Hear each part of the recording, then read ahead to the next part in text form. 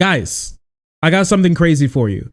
A little character, a silly little boy, a wacky partner, and some people may even say a mischievous fellow, has returned.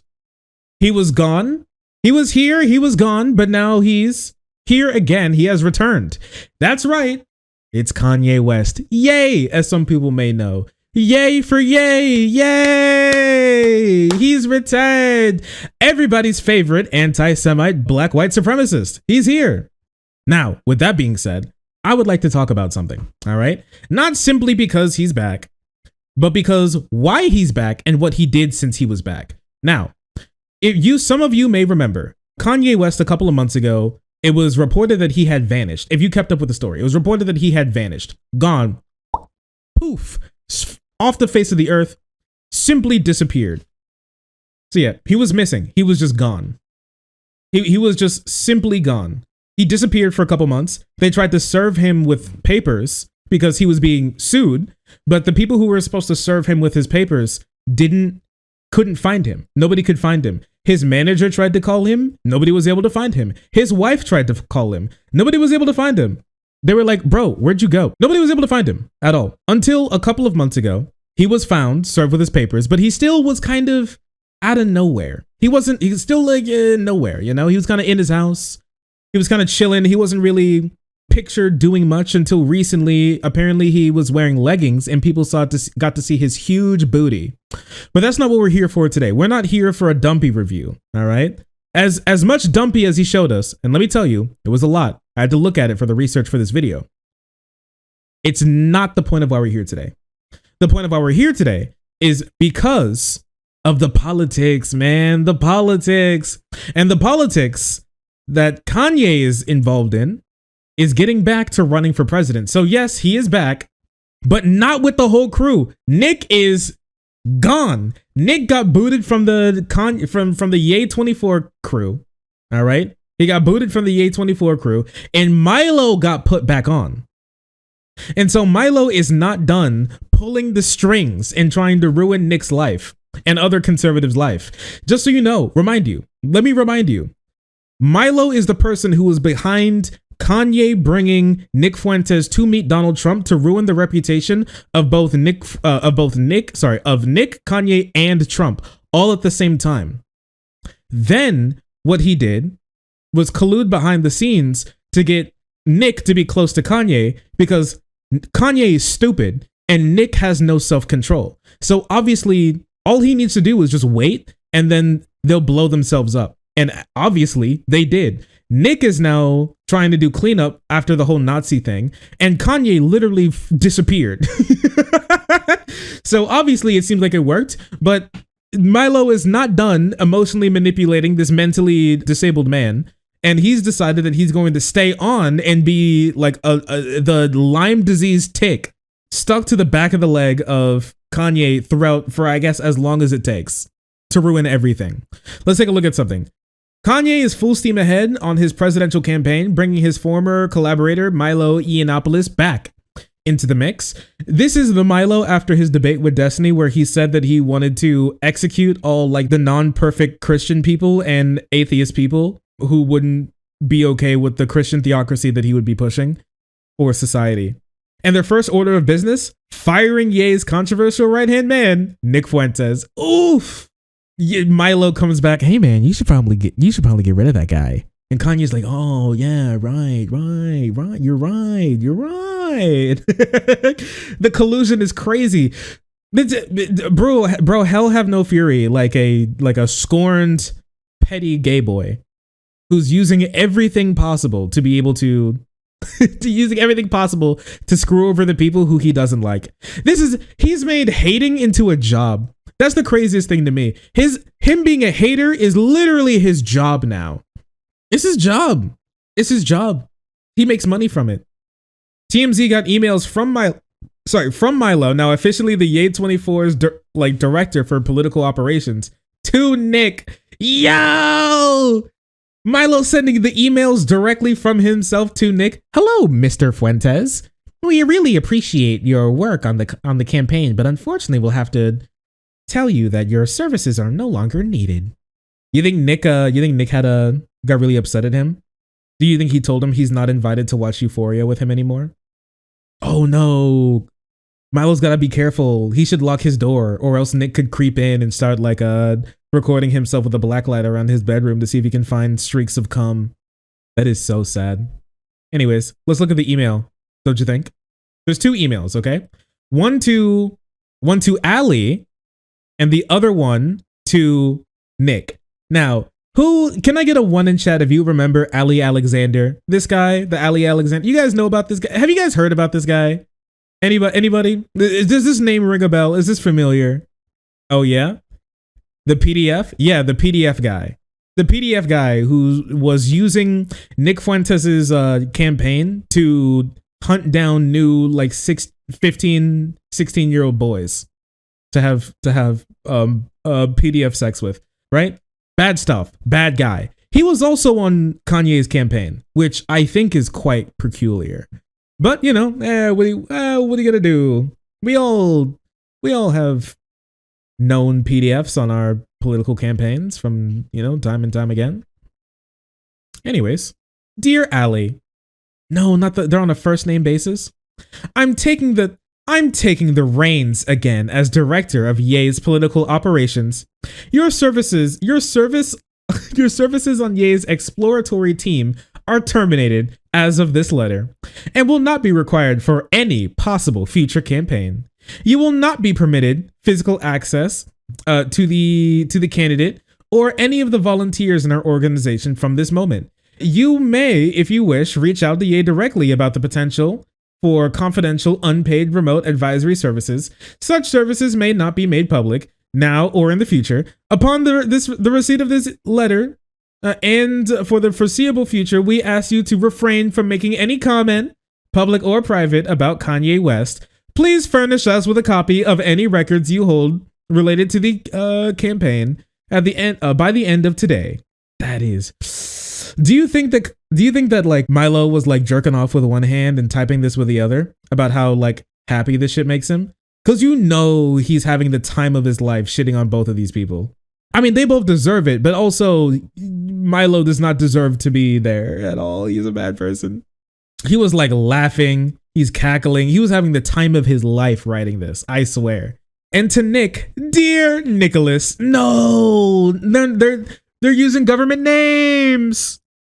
Dear Nicholas, as you may know, I have been in Los Angeles for the past week with Kanye discussing his presidential aspirations. The result of those discussions is that I will be taking the reins once again as the director of political operations. Your services are no longer needed. But I am writing to inform you that you may, if you choose, offer yourself to Ye as a remote unpaid advisor. I'm taking your title away and all of the money that comes with it. Sorry, loser. But if you really wish, if you beg really hard, maybe Kanye will allow you to be unpaid and still sing his praises. The magnanimous Mr. Ye may possibly allow you to say his name. Remarkable. Shit is remarkable, bro. You know, brother Nicholas has got to be like shaking while reading this. He must be so fucking mad. Man, he has no friends. Everybody who he was friends with hates him.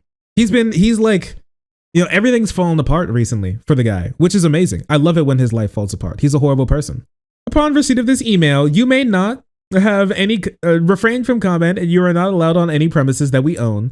Please ask your assistant blank to contact me on blank immediately to perform your orderly handover of the Ye 24 domain. He owns the domain. He owns the fucking domain. He owns his website's domain. Like I knew they were close, but like what the fuck? What? That's crazy. All right, well, how much you want to pay for it? I think he just wants it for free, right? Perform your orderly handover of the domain and associated digital assets. So he's not asking for them to like make a deal. He's just like, give us the shit. Fuck you, give us the shit, period. That is so funny.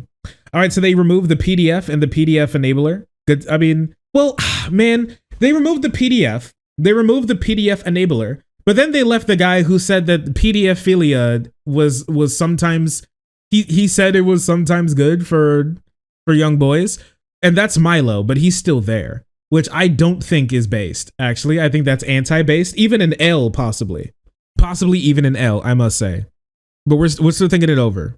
Now that Milo's back in the saddle, it seems like his next I can't speak. Now that Milo's back in the saddle, it would seem like his next mission is finding out just how serious Ye is about being in the White House. After that, addressing the anti-Semitism. That ridiculous Jonah Hill theory he floated won't cut it on the campaign trail. Listen, it will. Have you seen conservatives? It absolutely will cut it on the campaign trail. Be honest. Saying that, oh, I watched 21 Jump Street, so I'm not anti-Semitic anymore, 100% will work on the campaign trail. Conservatives don't care about that. What they care about is if you can own the libs. I'm not even lying to you. That's literally the only thing they care about. Period. Okay? But things aren't going well for Ye. I don't think he's going to be able to make the comeback that he thinks that he is. I don't think he was able to make the comeback at all, honestly, from like way back. I don't think he's going to make it out of this at all, honestly, especially since people aren't really feeling him leaving as much as he thinks that it is. Remember when Adidas cut their ties with Kanye, even though they should have done it a long time ago, because he was literally walking around the office showing porn to random executives, which is, mind you, pretty fucked up. But outside of that, and I know, why were you saying outside of that? We have to for this conversation. Outside of that, a lot of Kanye fans were saying that Adidas was going to reach like the world's largest L after cutting ties with Kanye for some reason, which I don't believe is true. I don't believe that's something that's going to happen. And proof of that is the fact that it didn't happen. Now, don't read the headline necessarily, because there's more information here. Kanye West Yeezy's loss is hurting us, admits Adidas. Yes, not being able to sell hundreds of thousands or even millions of shoes probably sucks. But I want to look at something because it's very interesting. The West Design trainers. This is a British article, so I'm sorry about the weirdo words. The Kanye West designed shoes under the name Yeezus brand and Adidas said that the business lost about 400 million pounds or about 350 million euros in the first quarter. But that total is 1%. Total revenue fell by 1%. So this is the L that Adidas got for dropping Kanye West. A 1% L. Very sad indeed. Now, they did say that 20% of their sales in America were down, but also sportswear sales are down in America, just period. But that also got shored up by overseas sales outside of America, being pretty good. And that's why the sales numbers were only down 1%. So things aren't going as well for Kanye. People aren't hurting to be associated with him as much as they said that he would. It's almost like being a horrible person to everybody that you meet and being terrible and pushing for literal Nazis and Nazism isn't as profitable or as based as he thought that it would be. And also, whatever happened to our good friend of the stream, Elon Musk, saying that free speech is back and humor was back? Whatever happened to both of those? Because they're both gone. There is no humor and there is no free speech. Kanye should be allowed to be on Twitter. If he actually cared about what he said he cared about, he didn't. He's not, because of course he's not. But, you're just stupid. He's stupid. He's stupid. Of course he's stupid. It's what these people do. They're ideologically driven. End of story. Period. And that's the end of the story. There's nothing more that they care about than to push their own political gains or their own political agenda or what makes them the most amount of money. Outside of that, they couldn't care less about what's going on in the world. And it's proven by what we're experiencing here. Kanye's a bad person. Milo's a bad person. But if they all kill each other, metaphorically, not literally, if they all like beat the shit out of each other to where they're all politically less efficacious of doing anything, I think that would be a wonderful thing. I think the world fundamentally would be a better place without them being able to spew their shit. End of story. Deplatforming works. We know it's true. or else they wouldn't be scared of deplatforming. If they weren't, if they thought deplatforming makes you stronger and stronger and bigger and better and more profitable, then they'd be very happy about getting deplatformed whenever. They'd be like, hell yeah, another deplatforming, and their money would grow. It doesn't. It shrinks. It shrinks. Sometimes they're able to shore it up by different ways, but it's way more work, and they lose more money in the process. That's how it goes. 'Tis life, brother. What can I say? Sexual harassment, literally. They're horrible, horrible human beings and don't deserve anything like the amount of clout or fame or money that they have. None of it. There's so many better people on planet Earth who deserve so much more. This guy isn't it. Come here. Come here. Oh. Hi. Oh, sorry. I didn't see you there. If you're enjoying the content, hit the subscribe button. If you don't, it'll make Boo very sad. I know a bunch of you who are watching are not subscribed. Join the frenzy. You won't regret it. Thank you, Boo.